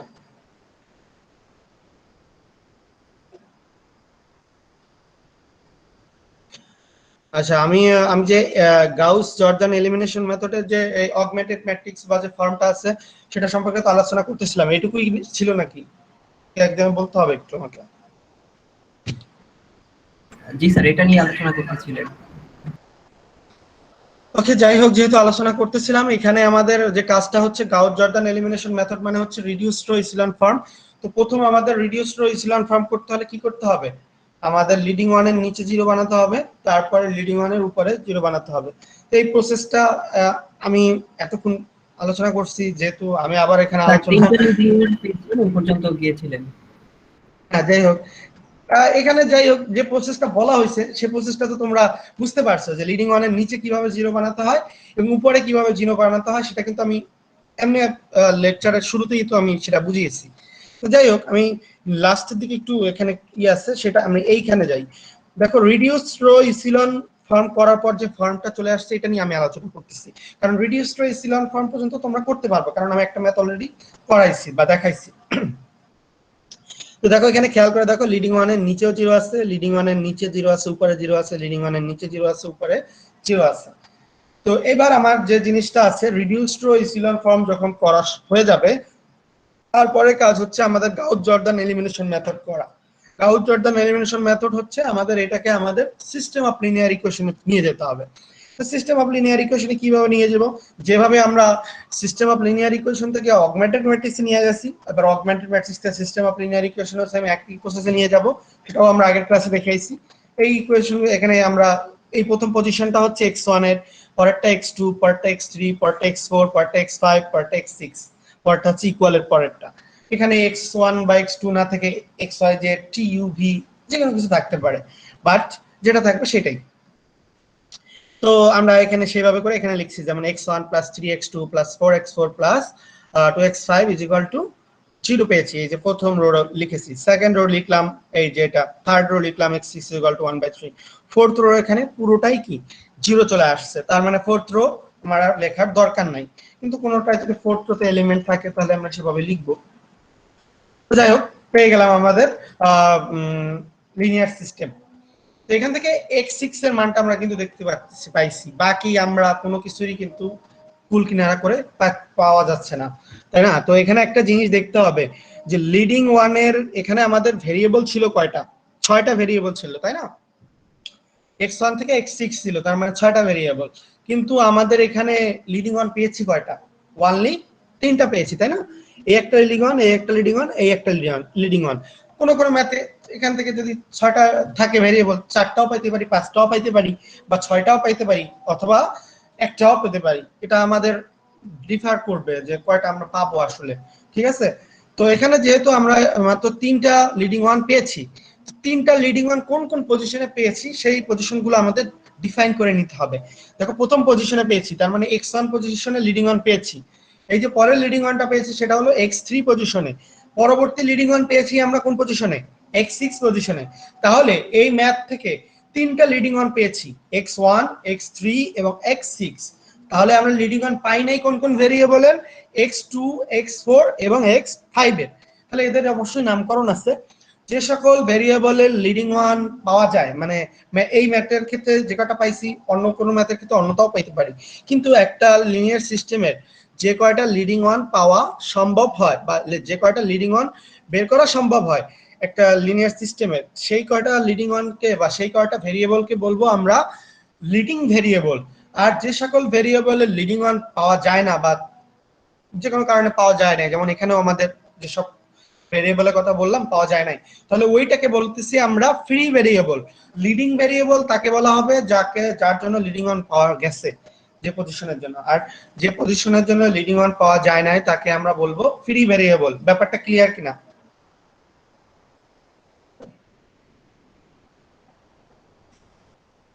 তোমাদের ভাই ভাই কিন্তু এই ধরনের প্রশ্ন হতে পারে যে লিডিং ভেরিয়েবল কাকে বলে, ফ্রি ভেরিয়েবল কাকে বলে। তো লিডিং ভেরিয়েবল হচ্ছে যার জন্য লিডিং ওয়ান পাওয়া সম্ভব হয়েছে তাকে লিডিং ভেরিয়েবল। আর যে সকল ভেরিয়েবলের জন্য লিডিং ওয়ান পাওয়া সম্ভব হয় না তাকে বলতেছি আমরা ফ্রি ভেরিয়েবল। ঠিক আছে? তো যে সিস্টেমে, যে লিনিয়ার সিস্টেমে ফ্রি ভেরিয়েবল পাওয়া যাবে সে সিস্টেমে বলতে হবে যে তার আনলিমিটেড সলিউশন, মানে যে আমরা দেখেছি না একটা linear system with unlimited solution, যে সিস্টেমে একটা ফ্রি ভেরিয়েবল পাওয়া যাবে বা একটা বা একের অধিক ফ্রি ভেরিয়েবল পাওয়া যাবে সেই সিস্টেমটাকে আমরা বলবো মানে সেই সিস্টেমটাকে আমরা বলবো যে ইনফিনিটি মেনি সলিউশন আছে। Because each time it is not reachable, it will remove from the rounding table automatically. আচ্ছা, কারো কোনো সমস্যা থাকলে বলো। ভাই মাইক্রোফোনটা অফ করুন। And the number. The Juniper documentation advises you to do this with dynamic. আচ্ছা, কারো মাইক্রোফোন অন আছে, মাইক্রোফোনটা অফ করো। It will remove from the rounding table automatically. For now, Tanzil Al Mahmud ভাই। desktop browser at my desktop address and press enter. মাইক্রোফোনটা off. We must commit our attention here.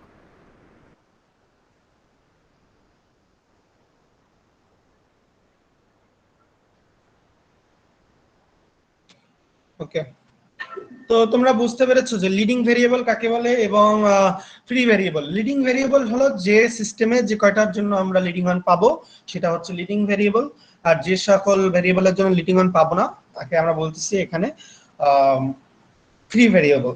তো আমাদের ক্ষেত্রে এই সিস্টেমের জন্য x1, x3 এবং x6 এই তিনটা হচ্ছে কি ভেরিয়েবল? Leading variable. বাকি যেসব আছে সেগুলো হচ্ছে ফ্রি ভেরিয়েবল। তো কোন সিস্টেমে যদি একটা ভেরিয়েবল অ্যাট লিস্ট পাওয়া যায় তাহলে সেই সিস্টেমটাকে বলবো যে সেখানে ইনফিনিটি মেনি সলিউশন আছে। কারণ একটা ফ্রি ভেরিয়েবল মানে হচ্ছে সে ফ্রি ভেরিয়েবল, তার মানে কোনো এক্সাক্ট মান নাই। তো এক্সাক্ট যার মান নাই তাহলে তার আমি মান 1 হইতে ইনফিনিটি পর্যন্ত বা মাইনাস ইনফিনিটি পর্যন্ত বসাইতে পারবো, তার মানে ইনফিনিটি মেনি সলিউশন পাবো সেই সিস্টেমের জন্য। তো আমি তো প্রথমে ইনফিনিটি মেনি সলিউশনটা দেখাইছিলাম তোমাদের, আর নো সলিউশনটাও দেখাইছিলাম। তো ইনফিনিটি মেনি সলিউশন যে হতে পারে সে উদাহরণ কিন্তু এখন আমরা দেখতে পাচ্ছি যে যখন ফ্রি ভেরিয়েবল চলে আসছে তখনই কিন্তু আমাদের ইনফিনিটি মেনি সলিউশন হওয়ার কন্ডিশনটাও চলে আসতেছে। তো যাই হোক, আমরা প্রথমে যে ভেরিয়েবল গুলো এক্সাক্ট আছে বা যেগুলো লিডিং ভেরিয়েবল আছে তার মান বের করে নিই, বাকিগুলোকে আমরা ধরে নিব যেহেতু এক্সাক্ট বের করা সম্ভব নয়। x6 এর মান তো 1/3 অটোমেটিক আছে, এরপরে বের করতে হবে x3 এর মান আর x1 এর মান, যেহেতু লিডিং ওয়ান আছে। এখানে কিন্তু x3 আছে আবার x4 ও আছে, তো এখান থেকে বলতে পারি যে সেকেন্ড যে ইকুয়েশনটা আছে এটা থেকে তো আমরা x4 এর মানও বের করতে পারতাম, x3 টাকে ওই পাশে নিয়ে যায় না। যে ভেরিয়েবলটাতে লিডিং ওয়ান আছে শুধুমাত্র সেই ভেরিয়েবলটাকেই আমরা মান বের করব, বাকি ভেরিয়েবল তো আননোন, তাদের জানা নাই, তার মান আমরা কিছু বের করা সম্ভব না। তার মানে x1 আর x3 মানটা বের করব প্রথম আর দ্বিতীয় ইকুয়েশন থেকে। দেখো এখানে করা হয়েছে সেটা x1 = -3x2 -4x4 -2x5, x3 = -2x4, x6 = 1/3। তো বাকি x1 x3 x6 পাইলাম, রয়ে গেল কি x2 x4 and x5। যেহেতু এটাকে আমরা বলতেছি এখানে বলা হয়েছে finally we express the general solution of the system parametrically by assigning the free variables। এই যে ফ্রি ভেরিয়েবলস কে x2 x4 x5 x5 কে আরবিটারি ভ্যালু ধরে নিয়েছি, মানে একটা অজানা মান ধরে নিয়েছি হিসাবে rst। তার মানে x2 কে ধরে নিলাম r, x4 কে ধরে নিলাম s, x5 কে ধরে নিলাম t। তোমরা অন্য কিছু ধরে নিতে পারতাম, বাট এখানে এক্স্যাক্টলি কোনো মান তো আর বের করা সম্ভব না। এখানে r এর জায়গায় আমরা 1 বসাইতে পারি, 2 বসাইতে পারি, 3 বসাইতে পারি, অসংখ্য জিনিস বসানো যায়। তার মানে ফ্রি ভেরিয়েবল থাকা মানে হচ্ছে সিস্টেমের মানের কোনো শেষ নাই, সিস্টেম থেকে উৎপন্ন হইতে থাকবে ইনফিনিটি পর্যন্ত। তো যাই হোক, আমার উৎপন্ন হোক সমস্যা নাই, আমরা ধরে নিলাম, তাকে একটু আমরা জেনারেলাইজড করি। তাহলে এখানে x2 = আমরা r ধরলাম, x4 = s ধরলাম, x5 = t ধরলাম। তো এই যে মানটা ধরলাম সেই মানগুলো এবার এইখানে বসাই দিই। তাহলে আমরা x1 = পাইলাম -3r -4s -2t, এই মানগুলো বসাইছি। x2 = তো r, x3 = তাহলে পাইলাম -2s, x4 = x, x5 = t, x6 = 1/3। তাহলে দেখো এত বড় ম্যাথ করার পর শুধুমাত্র কিন্তু x6 এর মান এক্স্যাক্টলি বের করতে পারছি, বাকি সব মানই কি আননোন রয়ে গেল, তার মানে এখান থেকে যে মানগুলো বের হবে, এই সিস্টেম থেকে যে মান বের হবে সেটা কিন্তু অগণিত। এটা থেকে কিন্তু অগণিত একটা সিস্টেম বের করা সম্ভব হয়, তাই না? লুপ মানে এটা হচ্ছে যে লুপের পর লুপ চলতে থাকবে, মানে চলতেই থাকবে এরকম একটা সিস্টেম, ইনফিনিটি মানে সলিউশনের একটা সিস্টেম। তো আমরা এই পুরো যে পদ্ধতিটা করলাম সেটা আমরা বলতেছি গাউস জর্দান এলিমিনেশন মেথড, এবং সেটা যে পদ্ধতি অবলম্বন করেছি সেটা হচ্ছে reduce to echelon form. Reduce to echelon form করতে হলে আমার রো এসিলন ফর্ম আগে করা লাগছে। তার মানে প্রথম ক্লাস থেকে আজ পর্যন্ত যত কিছু পড়ে আসছি সবকিছুই কিন্তু এই একই ম্যাথে আমরা ইউজ করে গেছি। তো এই ম্যাথটাতে ক্যালকুলেশনে একটু সমস্যা থাকতে পারে বা এখানে অমিট করা হয়েছে আমি বলেছি, তো সেটা আমি একটা মানে হাতে করা আমার ভিডিও আছে, সেটা দিয়ে দিলে তোমাদের একটু সেই সমস্যাটুকু ক্লিয়ার হয়ে যাবে, যেহেতু অ্যাসাইনমেন্ট দিব। সো খেয়াল রেখো যে ভিডিও এটাও দেখো ওটাও দেখো, তাহলে তোমাদের আশা করি সমস্যা হবে না। তো এই ম্যাথটা বুঝতে আপাতত দৃষ্টিতে বুঝতে কারো সমস্যা আছে কিনা, যে দুটা জিনিস কিন্তু লাস্টে বলেছি খুবই ইম্পর্টেন্ট জিনিস, যে লিডিং ভেরিয়েবল এবং ফ্রি ভেরিয়েবল, এটা কিন্তু আমাদের মাথায় রাখতে হবে সবসময় যে কোনো সিস্টেমের জন্য। কারো কোনো সমস্যা থাকলে বলো।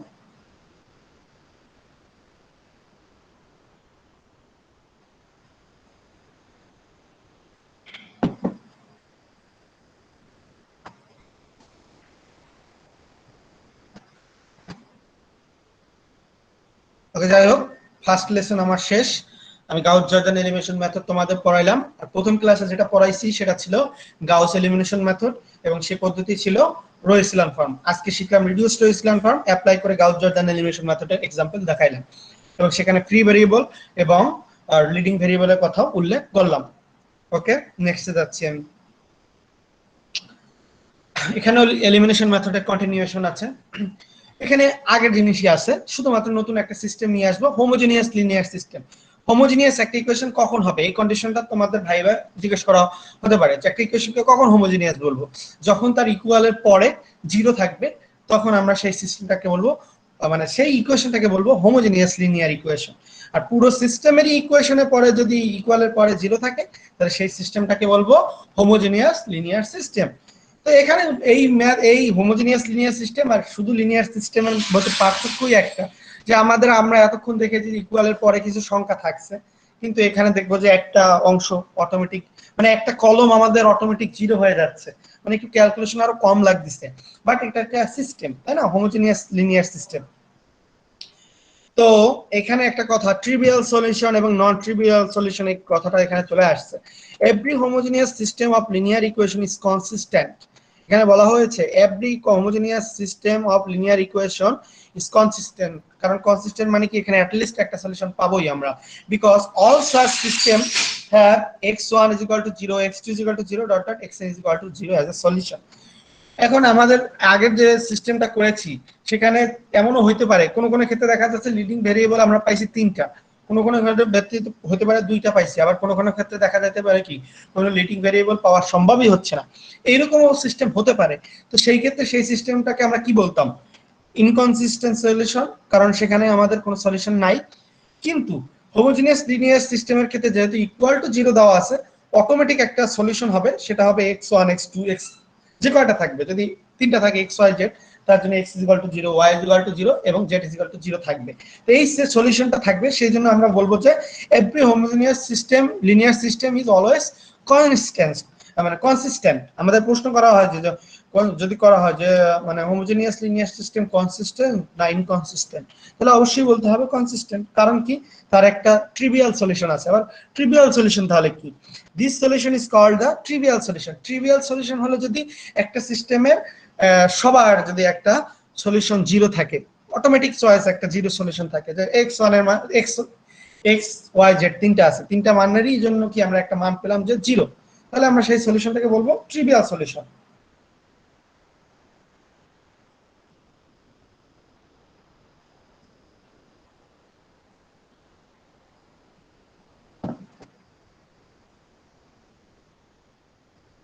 তো ট্রিভিয়াল সলিউশন পাওয়া গেলে নন ট্রিভিয়াল কথাটাও চলে আসবে, যেমন কনসিস্টেন্টের ক্ষেত্রে ইনকনসিস্টেন্ট চলে আসছে, ট্রিভিয়ালের ক্ষেত্রে নন ট্রিভিয়াল চলে আসবে। If there R other solution, 0 ব্যতীত যদি এরকম হয় x1 = 0 পাইছি x2 is equal to 4 পাইছি, আবার x3 is equal to 0 পাইছি, তাহলে এই সলিউশনটাকে কিন্তু আমরা ট্রিভিয়াল বলতে পারবো না, তখন আমরা বলবো নন ট্রিভিয়াল। ট্রিভিয়াল মানে হচ্ছে প্রত্যেকটা সলিউশনে 0 হবে, সেখানে 0 ব্যতীত অন্য সলিউশন থাকবে বাট আলাদা। তো trivial solution, non trivial solution এবং কনসিস্টেন্ট কেন বলা হয় হোমোজেনিয়াস লিনিয়ার সিস্টেমের, এই কথাটা বলা বোঝা হয়ে গেছে। এক্সাম্পল আছে, এটা আবার যদি একটু রিপিট করতেন। ট্রিভিয়াল জি স্যার। একটা সিস্টেমের যদি জেনারেল একটা সলিউশন থাকে, যদি 0 একটা জেনারেল সলিউশন থাকে, হোমোজেনিয়াসের ক্ষেত্রে দেখো কি প্রত্যেকটা ইকুয়াল কি দেওয়া আছে, 0 আছে, তাই না? জি স্যার। তো প্রত্যেকটা ইকুয়াল যদি 0 থাকে তাহলে তাদের একটা জেনারেল সলিউশন আমরা জানি যে প্রত্যেকটা ভেরিয়েবল ইজ ইকুয়াল টু 0 হবে। একটা সিস্টেমের সবগুলো ইকুয়েশনই যদি ইকুয়াল 0 থাকে তাহলে তার একটা জেনারেল সলিউশন হচ্ছে সেই সিস্টেমের যতগুলো ভেরিয়েবল আছে সবগুলোর মান 0 হবে।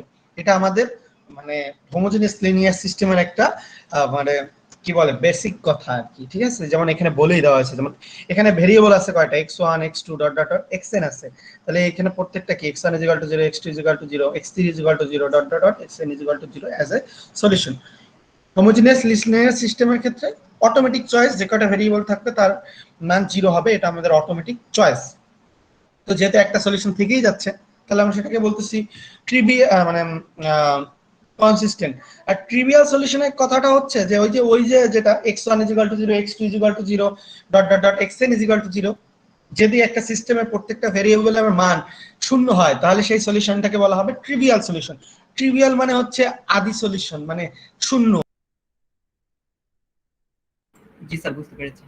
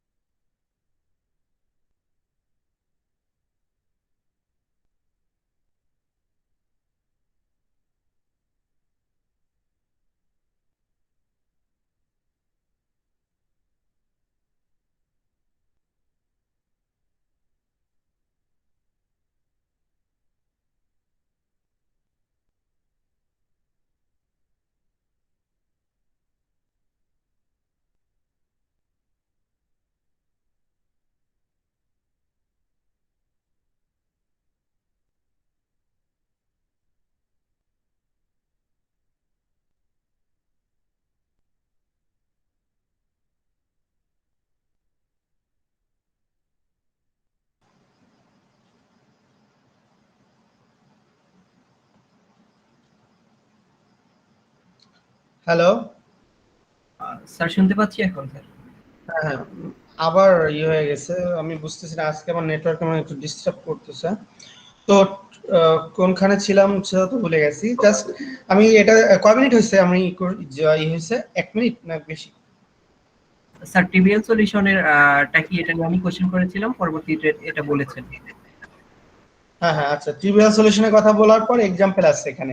তো এক্সাম্পল যেটা আছে হোমোজেনিয়াস লিনিয়ার সিস্টেমে, দেখো আগের যে ম্যাথটা ছিল সেটা এখানে ইনক্লুড করা হয়েছে, শুধু ইকুয়ালের পরে কি 0 করে দেওয়া হয়েছে। জানি যে আমরা হোমোজেনিয়াস সিস্টেম হলো ইকুয়াল 0 হবে। যদি এরকম ম্যাথ থাকে যে একটা ম্যাথ দেওয়া আছে বলছে যে at first consider it homogeneous linear system, তাহলে কিন্তু কি করতে হবে, ইকুয়াল টু 0 ধরে নিতে হবে সমান সমানের পরে। তো যাই হোক, এটা সলিউশনটাও আগের নিয়মেই করব। এই যে দেখো লেখা হয়েছে অগমেন্টেড ম্যাট্রিক্সে, এবং এখানে দেখো এই যে লাস্ট কলম যেটা আছে ইকুয়ালের পরে এটা কিন্তু 0 হয়ে গেছে, তার মানে এই ম্যাথে কিন্তু কোনো ইম্প্যাক্ট তার নাই, শুধুমাত্র ক্যালকুলেশনের ক্ষেত্রে যোগ বিয়োগের 0টা 0ই থাকবে। তো এখানে রিডিউস টু ইসিলন ফর্ম করার পর পুরোটা এটা হয়েছে, আগের ম্যাথটা যেহেতু সেহেতু করার দরকার নাই। আমি এখানে x1 x3 এবং x6 পজিশনে পেয়েছি। তো x6 ইজ ইকুয়াল টু, তাহলে আমরা পেলাম 0, এরপরে x3 এর মান পাবো -2x4, x1 এর মান পাবো -3x2 -4x4 -2x5। তো যাই হোক, সলভ করলে কি আসবে, এই যে আগের মতো আসবে। এবার x6 0 আসছে, আমরা ফ্রি ভেরিয়েবল গুলোকে ধরে নিব, rst ধরে নিলে আমরা এই মান পাবো। এবং এবার যে বলতে হবে যে ট্রিভিয়াল সলিউশনটা আমরা কখন পাইলাম। ট্রিভিয়াল সলিউশনটা পাবো তখনই যখন r এবং s এবং t এর মান 0 হবে। যদি r এবং s t এর মান যদি 0 হয় বসাই, তাহলে কি x1 এর মানও 0 হবে, x2 এর মানও 0 হবে, x3 এর মানও 0 হবে, x4 এর মানও 0 হবে, x5 এর মান 0 হবে, x6 এর মান তো অটোমেটিক 0। তাহলে পুরো সিস্টেমটা কি তখন বলবো যে ট্রিভিয়াল সলিউশন। বাট এর আরএসটি এর মান তো আরো অসংখ্য জিনিস হতে পারে, তার মানে সিস্টেমটা হচ্ছে ইনফিনিটি বাইনারি সলিউশনের সিস্টেম। তো বোঝা গেছে কিনা এই পর্যন্ত?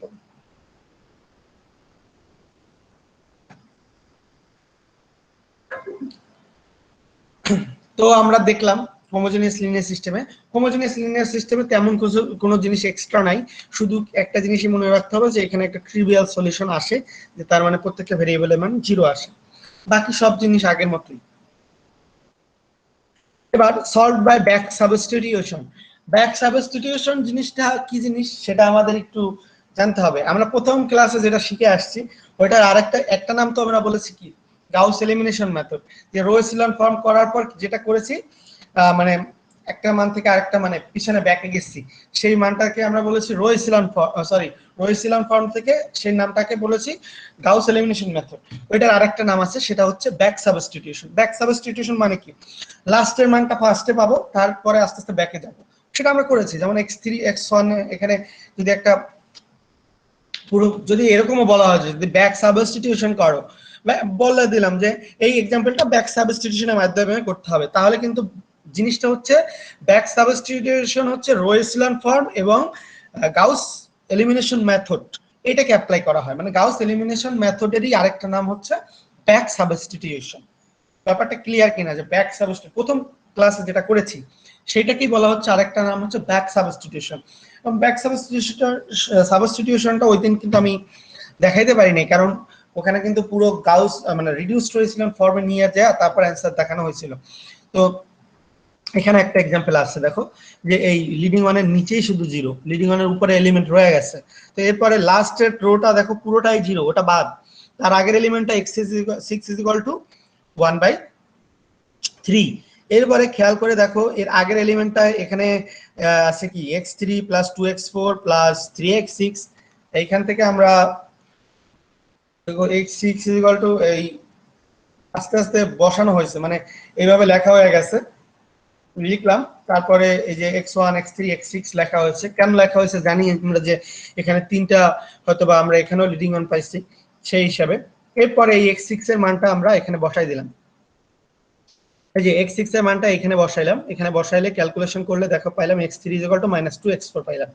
এরপরে x3 এর মানটা আবার এইখানে বসাই দিলাম x1 এ, তখন এখানে x3 = তখন পাইলাম -2x4। আবার x3 আর x6 এর মান যেটা আছে x1 এ বসাই দিই, সেক্ষেত্রে আমরা এখানে x3 তো নাই, সরি x3 ছিল এখানে না, এই যে x3 ছিল 2x3, তাহলে এখানে 2x3 মানে x3 মানে হচ্ছে -2x4, এখানে বসাই দিলে আমরা দেখো -4x4 চলে আসছে। তো এইভাবে করে নিয়ে আসলাম। এবার আমরা ধরে নেব x2 x4 এবং x5 এর মানটা, তারপরে আবার বসাই দেব। জিনিস কিন্তু একই, মান কিন্তু আগের মতোই আছে, কিন্তু গাউস জর্দান এলিমিনেশন মেথডের ক্ষেত্রে করতে হলে আগের মতো, কিন্তু যদি বলা হয় ব্যাক সাবস্টিটিউশনে করো অথবা গাউস এলিমিনেশন মেথডে করো, তাহলে কিন্তু এইভাবে ধরে নিয়ে করতে হবে, তাই না? মানে x6 এর মান পাইলাম, সেটা x3 তে বসাইলাম, আবার x3 মানটা x1 এ বসাইলাম, তারপরে আমরা ধরে নিয়ে আবার এই যে দেখো আগের মতো করে নেওয়া হয়ে গেছে। ব্যাপারটা ক্লিয়ার কিনা পুরোটা?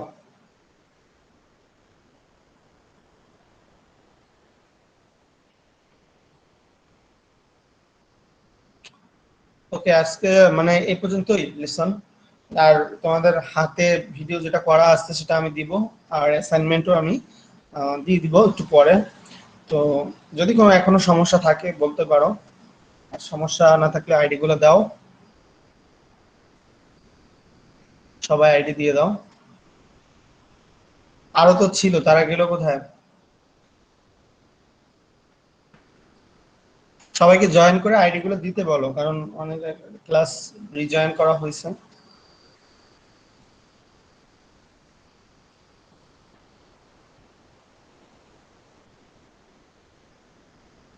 তোমাদের 3টে অ্যাসাইনমেন্ট দেওয়া হবে, 3টাতে 30 মার্কস থাকবে, আর 10 মার্কসের ভাইবা বা অথবা আমি চাইলে একটা সাডেন টেস্ট নিতে পারি, এটা আমার ডিপেন্ড করে এটা আমি কি নিব সেটা অনুসারে। তো জাস্ট 3টে অ্যাসাইনমেন্টের প্রথম অ্যাসাইনমেন্ট আজকে দিব, আরো সামনে অ্যাসাইনমেন্ট দুটো দেওয়া হবে, আর সাডেন টেস্ট অথবা ভাইবা সেটা সম্পর্কে তো ক্লাসেই আলোচনা হবে। যদি সাডেন টেস্ট সামহাও না নিই তাহলে ভাইবা যেটা নেওয়া হবে সেটা আমি বলে দিব যখন পরীক্ষার ডেট হবে। তো আমার কিন্তু ইচ্ছা আছে সাডেন টেস্ট নেওয়ার, তো সবাইকে সেই হিসাবে বললো, যেহেতু অ্যাটেন্ডেন্সটাও 10 মার্ক আছে, যদি কেউ ক্লাস রেগুলার না করে, তোমাদের সময় মতোই আমি টাইম দিয়েছি, সো সেই হিসাবে আমি সাডেন টেস্ট নেওয়ার দিকেই ঝুঁকবো বেশি, কারণ যেহেতু তোমাদের অনুসারে আমি টাইম দিয়েছি, সো সাডেন টেস্ট হতে পারে কিন্তু। ঠিক আছে, এটা সবাইকে একটু ধারণা দিয়ে দিও। স্যার অ্যাসাইনমেন্ট সাবমিটের লাস্ট ডেট কবে? এটা আমি লিখে দেবো ওখানে, সাবমিট করার লাস্ট দিয়ে দেবো, হয়তো বা 9-10 দিন টাইম থাকবে। স্যার আর স্যার এই মাত্র যে অঙ্ক আমরা ওয়ার্ড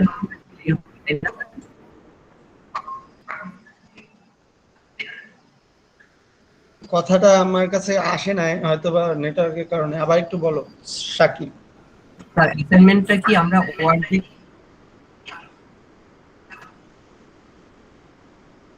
করে দিতে হবে নাকি পেপারে লিখে তারপর ছবি তুলে দিতে হবে? আচ্ছা আমি বলতেছি, হ্যাঁ হ্যাঁ হ্যাঁ আমি আমি কথা অ্যাসাইনমেন্ট ব্যাপারে আমি একটু বলে দিচ্ছি, তোমরা সবাই খেয়াল করে রাখো। অ্যাসাইনমেন্টে 10 মার্কস, কেউ যদি মানে সর্বোচ্চ লেভেলের, এখানে অনেকেই বলতে পারে যে আমার ম্যাথ হয়েছে তারপরে অ্যাসাইনমেন্টে কেন আমি 8 পাইছি, আরেকজনে কেন 9 পাইছে, আরেকজনে কেন 10 পাইছে, তাই না? এই তিনটা 8 থেকে 10 মার্কস এটা ভ্যারি করবে তার প্রেজেন্টেশনের উপরে। যদি কেউ অ্যাসাইনমেন্টটা টাইপ করে দেয় বা সুন্দর অ্যালাইনমেন্ট নিয়ে টাইপ করে কেউ যদি অ্যাসাইনমেন্ট দিতে পারে এবং তার ম্যাথগুলো যদি ঠিক থাকে, তাহলে আমি তাকে হয়তোবা সর্বোচ্চ মার্ক 10 দিব। কেউ হয়তোবা টাইপ করতে পারেনি, সে পিডিএফ করে মানে ক্যাম স্ক্যানার বা বিভিন্ন রকম সফটওয়্যার আছে, ছবি তুলে সুন্দর মাত্র একটা পিডিএফ করে দিল, তাকে আমি 9 থেকে 10-এর মধ্যে মার্কিং করব। যদি মনে হয় যে তার টাইপের চাইতেও তারটা ভালো দেখাচ্ছে বা এটা সুন্দর আছে, তাহলে আমি এটাকে 10ও দিতে পারি, বাট 9ও দিতে পারি, হতে পারে যদি হয় তার ম্যাথ। আবার কেউ যদি এগুলো কিছুই করে নাই, শুধুমাত্র ছবি তুলে দিয়ে দিয়েছে এবং ছবিটা যদি সুন্দরভাবে অ্যালাইনমেন্ট আকারে থাকে, তার মানে ফার্স্ট থেকে লাস্ট আমি যদি দেখে প্রথম যে ছবিটা সেটা প্রথম লাইনের ছবি, পরের যে মানে প্রথম পেজের ছবি, সেরকম যদি হয় তাহলে আমি তাকে 8 মার্কের মধ্যে রাখবো। ম্যাথ ঠিক থাকতে হবে।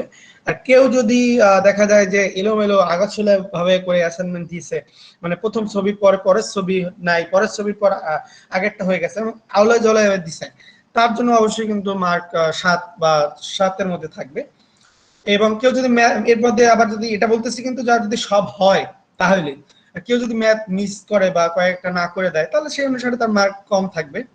আর কেউ যদি আরেকটা জিনিস সবাই মনে রাখো, কেউ যদি একজন একটা কপি পেস্ট করে দাও, তার মানে একজনে টাইপ করে দিছে তারটা হুবহু টাইপ করে দিছো, এবং সেটা যদি আমার হাতে ধরা পড়ে বা একজনে লিখছে সেই লেখার ছবিটাই তুমি আবার পিডিএফ করে দিয়ে দিয়েছো, তুমিও লেখো নাই, তাহলে তাকেও কিন্তু আমি ডাবল 0 দেবো। দুইজন কি ডাবল 0 দেবো, যারটা কপি করবে এবং যে কপি করবে উভয় ডাবল 0 পাবে। এটা আমি গত 2 টার্ম থেকে বলে আসছি, এবং মার্ক কিন্তু আগে আমি 7 দিতাম, তারপরে আমি 4 দিয়েছি। এবারে তোমাদের টার্ম থেকে আমি তাকে ডাবল 0 দিব, তাকে না যে দেখাবে না। এখানে তুমি তোমার ফ্রেন্ডের হেল্প নিতে পারো, বাট জিনিসটা তোমার নিজের করতে হবে, সাবমিট তোমার নিজের করতে হবে এবং নিজের হাতের লেখা হবে অথবা নিজের টাইপ হবে। যদি কেউ এটা মানে করে, যদি কেউ একটা প্রহিবিটেড কাজ, তো বুঝো যে আরেকজনে করছে তারটা ডাইরেক্ট আমি দিয়ে দিচ্ছি, কোনো কিছু চেঞ্জ করি না, কিছু করে শুধু নিজের নামটা বসাই দিচ্ছি, তাহলে সেও ডাবল 0 পাবা, আর যে তোমাকে এরকমটা দেখাইছে বা দিছে তাকেও 00 দিব, কারণ আমি তখন বুঝতে পারবো যে এটা সে কপি করছে, বা আমি জানি না কে কে কারটা কপি করছে, বাট উভয় 00 পাবে। ঠিক আছে, ব্যাপারটা সিরিয়াসলি। স্যার ওটা কি ওয়ার্ডে টাইপ করা যাবে? হ্যাঁ, ওয়ার্ডে কেন টাইপ করা যাবে না, অবশ্যই যাবে। ওয়ার্ডে টাইপ করলে তো আমি বললাম যে কেউ যদি ওয়ার্ডে টাইপ করে পিডিএফ দেয়, আমি আরেকটা জিনিস বলতেছি, পিডিএফ দেবা, তোমরা কখনো ওয়ার্ড ফাইল দিবা না, কারণ এখানে আমাদের যে ক্লাসরুমের ওখানে অনেকেই অনেক সাপোর্ট করে না, মানে হচ্ছে মানে ম্যাথ মানে ইকুয়েশন অনেক সময় অনেক অ্যাপ্লিকেশনে সাপোর্ট করে না। তো সবসময় পিডিএফ এ থাকবা, কারণ পিডিএফ করে দিলে কখনো জিনিসটা মানে কি হয় না, ফেড আপ হয় না বা ফেড হয় না, সেটা ছবির ক্ষেত্রে হতে পারে বা যে কোনো কিছুর ক্ষেত্রে। পিডিএফ করে দেবা সবসময়, যেটাই করো পিডিএফ করে দেওয়াটাই বেটার মনে করি। ছবি তুলে দেওয়াটা আমি অত পছন্দ করি না, বা আমি তো বললাম যে ছবি তুলে করলে তার মার্কিং 8 থেকে হবে যদি সব হয়। সবচেয়ে বেটার হয় যদি কেউ টাইপ করে দিতে পারো তাহলে সেটা, আর সেটা পিডিএফ দেবা অবশ্যই। আর যদি অনেকে আছে যে এখন সব অঙ্ক করে এই যে ক্যাম স্ক্যানার বা বিভিন্ন রকমের স্ক্যানার তো আছে এখন মোবাইলেই আছে, তো এগুলো থেকে ছবি তুলে পিডিএফ করে দিলাম, সেটাও একটা গুড চয়েস। এই দুটো চয়েসের মধ্যেই রেখো। ওকে, যদি আইডি দেওয়া হয়ে থাকে তাহলে লিভ নিতে পারো। অ্যাসাইনমেন্ট প্লাস ক্লাসরুমের রেকর্ডিং প্লাস আমি যেটা হাতে কলমে যে রেকর্ডিংটা দিব সেটাও আমি একটু পরে মানে আধা ঘন্টা থেকে 40 মিনিটের মধ্যে দিয়ে দিব। ওকে, ভালো থাকো সবাই। জি স্যার, ভালো থাকবেন। আসসালামু আলাইকুম। ওয়ালাইকুম আসসালাম।